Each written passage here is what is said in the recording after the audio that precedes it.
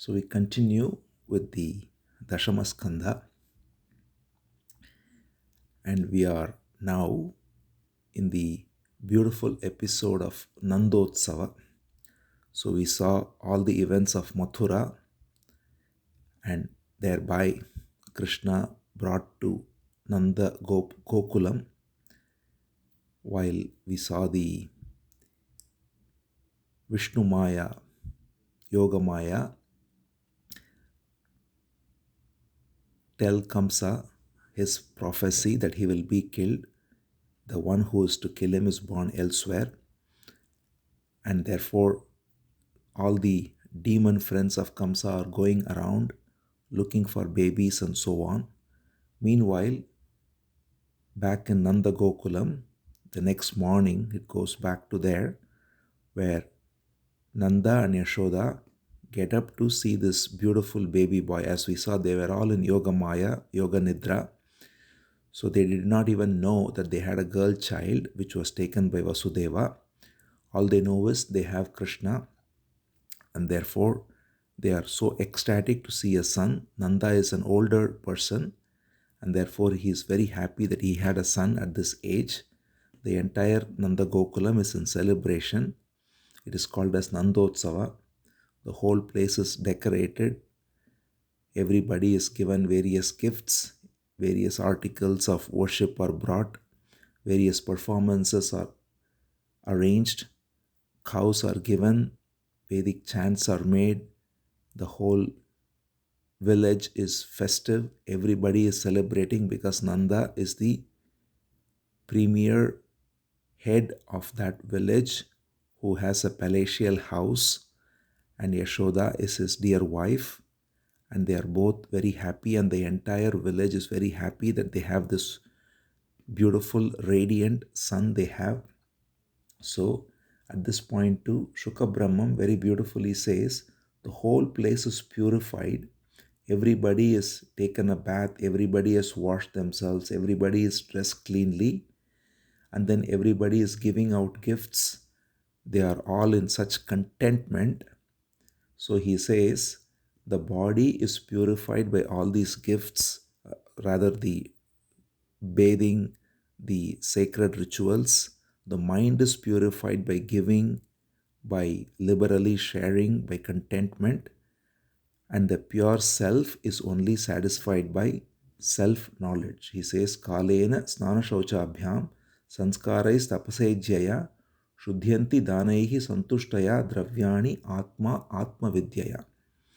So even in this occasion, Shuka Brahmam always beautifully gives nice teaching. He says, everything is to be kept pure. The body is kept pure through snana shauchabhyam, by shower, by keeping oneself clean.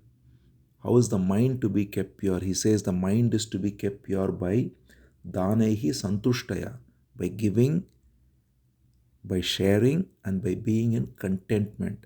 So when one is contented, then the mind is kept pure. But Atma is purified only by Atma Vidya. Atma Vidyaya.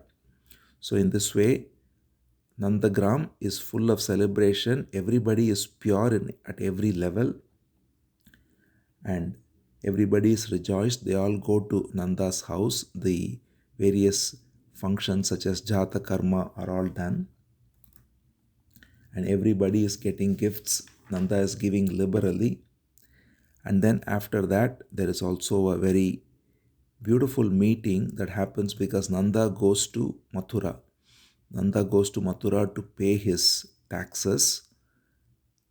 He, being a very rich and very opulent owner of various wealth, he goes to pay his dues to Kamsa, and at that time it is said that Vasudeva meets with him. Vasudeva knows Nanda has come, they are friends, and there is a beautiful meeting between Vasudeva and Nanda.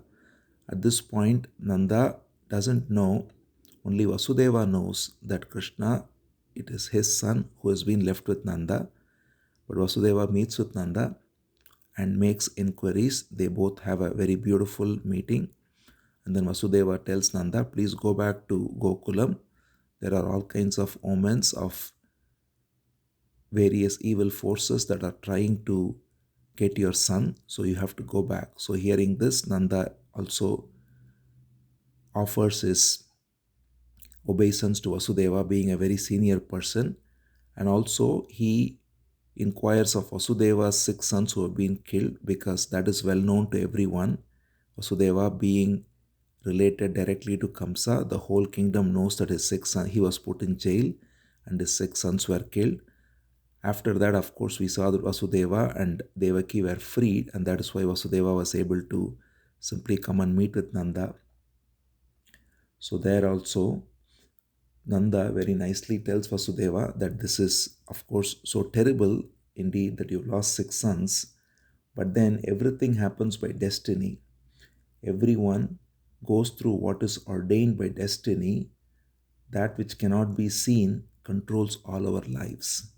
He says, Nunam hi adrishta nishto ayam drishta paramo janaha adrishta matmanas tattvam yo veda nasa muhyati.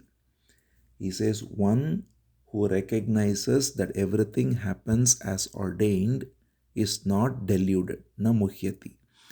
So there, even here, in a very simple but direct expression of acceptance given through Nanda. So Nanda says that we all have to simply accept whatever happens.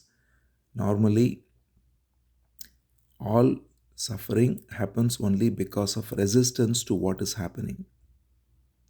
We always have thoughts around what could have been, what should have been, what would have been, had I done this, had I done that. There is all these various mental gymnastics we make and not accept what has happened. And because of that, there is a lot of suffering. So in this case, Vasudeva has got the most intense reason for suffering, because 6 sons have been killed. And yet we saw Vasudeva very equanimous about it. They even forgave Kamsa when Kamsa apologized at the end of it, when he realized that he didn't get the 8th son. When he got this instruction from Yogamaya, when she came out and told him that you are a fool, you do not know what you are playing with, the one who is to kill you is elsewhere. He realizes that he killed all the children of Vasudeva in vain, and therefore he, filled with remorse, he apologizes to Vasudeva and Devaki, and Vasudeva simply lets him go, forgives him, accepts it as destiny. And here also Nanda says the same. He says, if we have to accept what is ordained, if we can prevent something, we have to do whatever we can do to prevent it. It is not about not making effort to prevent or to do the right thing, but once a thing has happened, after all the effort we have put in, then we have to simply accept it. If we simply brood over what has already happened, there is no point in that. So that is the whole essence of this, is that to accept what is ordained and do whatever is the best one can do given what has happened as ordained in this moment is wisdom. So that is what Nanda shares with Vasudeva too, who is well aware of it. And therefore they both have this beautiful meeting, and then they part. And then Nanda heads back to Gokulam. Meanwhile, in the first among the line of various demoniac people, and very well known, is Putana. Putana is a demoness, a woman who is very demoniac, and she has been sent by Kamsa, and she is going around killing young babies everywhere, and she reaches Gokula. And sure enough, Gokula is celebrating because there is a small baby boy and everyone is celebrating. So she is sure that this has to be the one she is looking for. This has to be Krishna. And therefore she comes and she takes the guise of a very beautiful woman. So she looks so radiant. She is having the siddhi to take any form. One of the siddhis that is there is to change one's form, and it can be used for either good or such evil purposes. When the siddhi falls in the hand of evil person, it only makes them more capable of doing harmful things. So this Putana, she takes on the garb of a very beautiful, attractive woman. In fact, she looks so radiant that when she walks towards the palace of Nanda, everybody thinks Mother Lakshmi herself has come to see this baby boy. That's how radiant she is. And when she comes, everybody gives her way just because of the way she looks and how beautiful she is. So she goes directly, and her evil plan is to feed poison to this baby and to kill him.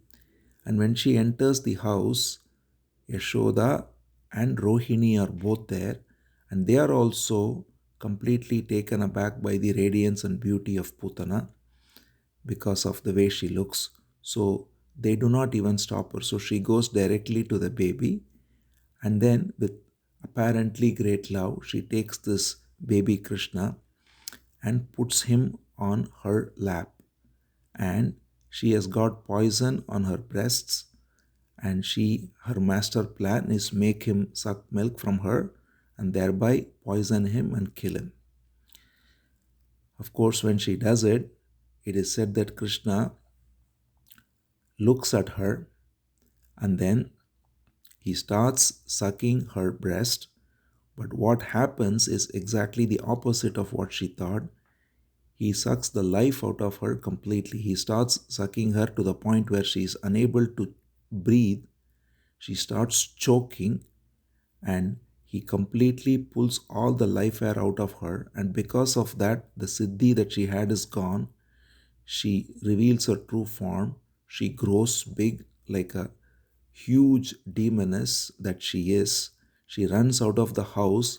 She is trying to throw away Krishna, but he has clung to her chest. She is unable to remove him from her.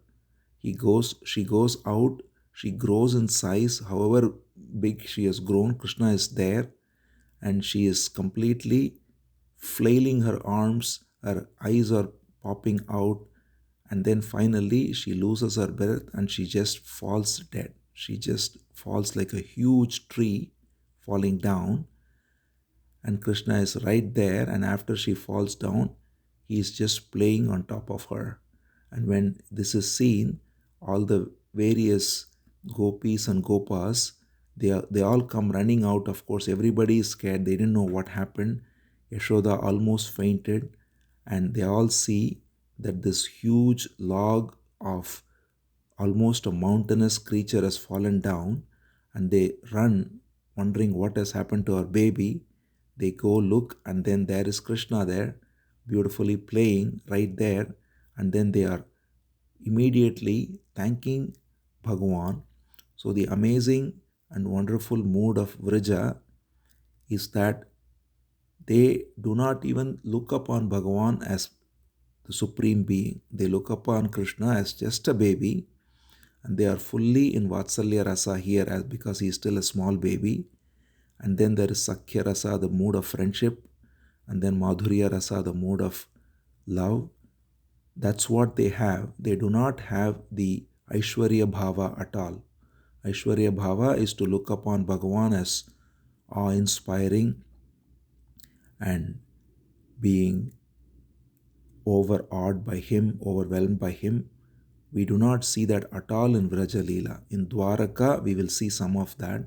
But in Vraja, Krishna is only the sweet baby, and then a friend, and then a lover. And therefore here, because he is a small young baby, they are all thanking Bhagavan without realizing that it is Bhagavan right there. And so they do all kinds of wonderful rituals in their own sweet, innocent way. They bring a cow, they put the tail of the cow on the face of Krishna because they think that's very auspicious. And then they sprinkle cow urine on Krishna, and then they take holy waters, and then they touch various parts of Krishna and say Nama like Keshava, Madhava, Narayana, without realizing that all these names are Krishna himself. And so they give all these names, and in this way they cherish this beautiful boy, and then they all praise how we are all so fortunate that nothing happened to our dear Krishna.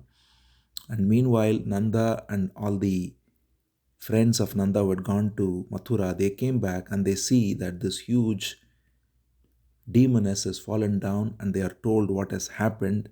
And then they think they have to burn this, so they burn that whole body. And the most amazing thing that happens, it is said that beautiful fragrance comes out of that body. It's like aloe wood is burned. So the message there is, Shukha Brahmam says, Putana was liberated. If Putana were not liberated, it would not give such radiant smell, because Putana got in touch with Krishna, and at the moment of death, all she could think of was Krishna. Even though she came to harm him, she was liberated, and because she was liberated, the whole place was having the fragrance of radiant aloe wood, sandalwood, like that. And everybody thought, who is this? She came, she did all this, and now it is smelling so wonderfully. So there, Shukha Brahmam says that even one who came to kill him got Sadgati.